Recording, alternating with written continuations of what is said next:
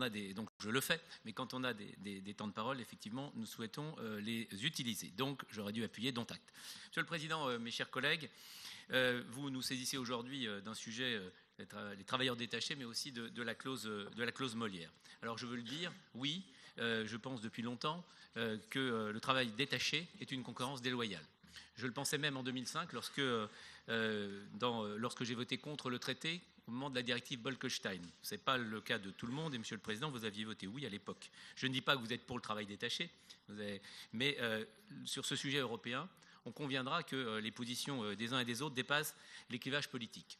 Ce que nous voyons, c'est que cette directive date de 1996, qu'elle n'a jamais été sérieusement contestée ou remise en cause, y compris par les gouvernements auxquels vous avez appartenu, Monsieur le Président, jusqu'à ce que le gouvernement de Manuel Valls, sous l'autorité du Président de la République, relance la discussion, puisque en ce moment, elle est en train d'être débattue pour être modifiée. Parce que c'est bien comme cela que l'on doit lutter contre le travail détaché. C'est bien comme cela que l'on peut lutter contre cette forme de concurrence déloyale. Alors, vous nous dites, on peut faire un certain nombre de choses.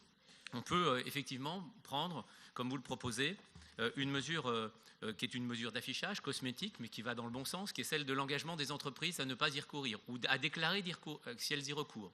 Vous savez très bien que vous ne pourrez pas en faire un critère d'attribution, puisque ce serait, et vous le savez, illégal. Vous y avez ajouté un certain nombre de sanctions. En commission des finances, le président de la commission des finances a fait allusion aux questions. Le problème, c'est qu'on n'a jamais de réponse.